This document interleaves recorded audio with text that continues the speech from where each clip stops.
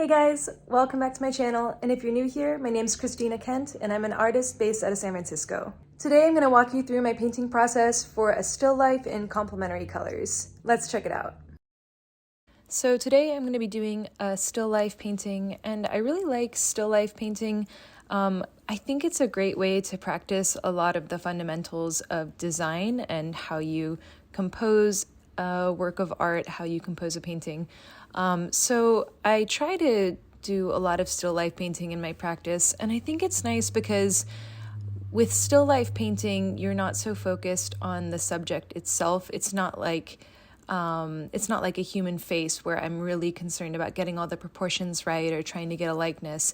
Still life painting has a lot more freedom to it. And I also kind of consider it like my own little laboratory in the studio because I can set all of the conditions exactly as I like them. I can mess with the positions of the fruit in all these different ways. I can cut the fruit, I can rearrange it, I can use different types of fruit or different objects.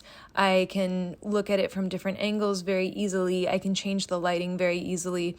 So all of that gives me a lot of room to play in this kind of like controlled environment where I can set up new and interesting compositions. And this painting is based on a photo I took of oranges on this blue plate. And just like a quick aside, I think a lot of people might cringe about painting a still life from a photo. But I do it pretty often, and I kind of realized since I usually paint in the mornings and I like my compositions to be lit with natural light, that means the vast majority of the things I paint, whether it's cityscapes or it's portraits or it's still lifes, I'm going to be painting them from photos just because I don't have natural light in my studio early in the morning. And also in a case like with this painting, I particularly wanted the strong afternoon light coming from the sun late in the day. So if I was doing it as a plein air painting, I could get it started as a plein air painting from life, but the light would rapidly change, and I'd probably have to work off a photo at some point anyway. So so I do a lot of still life painting from photos, and I think it's great to paint from life also, but I like to try to work with my own circumstances and find a studio practice that allows me to make art that I really like, but also that addresses some of like the practical concerns. So at this point in the painting, I'm just kind of blocking in the colors. I have sort of I have this field of this dark, slightly less saturated blue color, although it's fairly blue. And then it's accented by these really strong patches of orange in the slices and the oranges themselves. And then for the background, I'm also putting in like a sort of white background, but it's a very cool white gray. It's almost like a very, very light blue-gray background because I really want the oranges to be the main point of focus and to really pop in the painting. Once I've gotten most of the colors blocked in, then I can go and start adding more detail, adding more texture. And one of the things that I really think about a lot here is what's going on with the edges of my painting. Because I'm less drawn to paintings that have really sharp edges where everything is really well defined, everything is clear cut, like a hyper-realistic photograph. I really like it when things are blurred, some things are left out, maybe some edges are left just very ambiguous. I think as a viewer, it gives my mind something to think about, and it creates this level of interest where my imagination starts to take over, and I kind of, if the edges are not, if the artist doesn't explicitly show all of the edges for me, then my mind kind of takes over and tries to complete the painting. I think it gives the painting a slightly more mysterious sense, or sometimes I also think about how it relates to, it kind of makes me think about how we see the world and also how we remember things. So maybe the painting is not a moment in life, but it's a memory of that moment. So I like to think of it as not necessarily being very clear cut and not necessarily showing every single detail.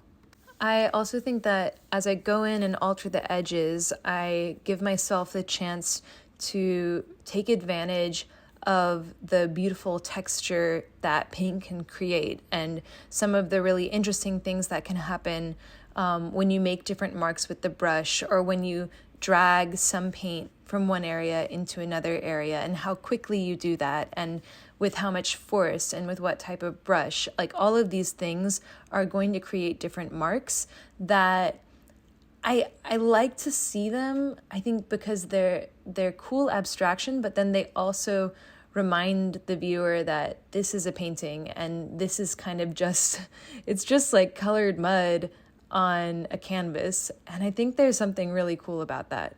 As I'm messing with the edges, and it's kind of like an iterative process where I'll blur certain things and then I'll sharpen them again and blur them again. And you're kind of like adding and then taking away and adding and taking away. And just, I think this process is very intuitive. I'm kind of just letting the painting sort of tell me what is too much and what is not enough. And so it's something that I've learned to do over time, and I'm constantly, I think it also draws a lot from experimentation, where, yeah, I'll take away an edge and then I realize, oh, that needs to be there, so I'm going to add it back. And as I'm adding in detail, I'm thinking a lot about how can I improve the clarity of my painting, the clarity and the focus. And I think of it as, how can I make sure that everything in the painting is exactly what needs to be there, and there's no detail that's missing, but there's also no detail, not one detail too many. I want to make sure that you as the viewer have exactly what you need when you're looking at this painting. And so it's kind of like there's like this hierarchy of importance in the painting, where I'm putting, especially around the orange slices, which I'm really interested in that shadow and that moment of the slice that's being hit by the sun, and then the shadow that it's creating, and the slight glow as it catches the sunlight.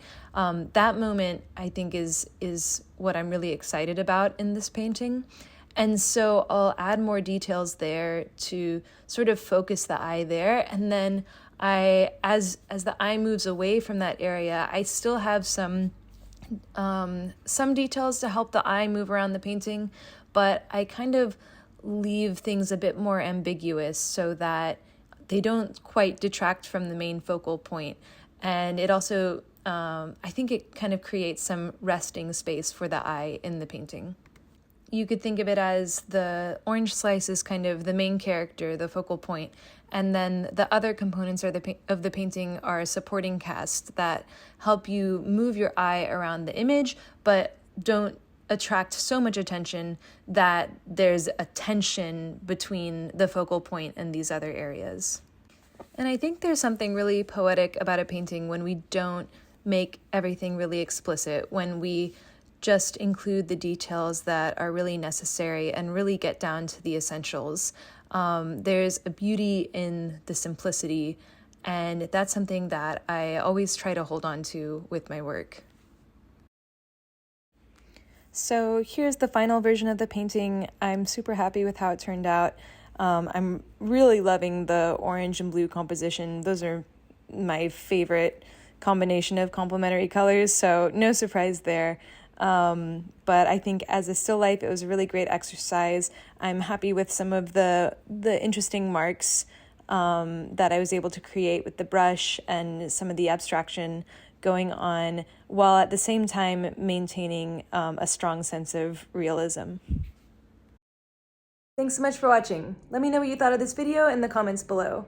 And I want to give a huge shout out to all my supporters on Patreon. Thank you guys so much for supporting my art and for supporting this channel. And if you like my art, if you like my videos, and you want to help me make more, consider joining my Patreon at the link below. Thanks again for watching, and I'll see you next time.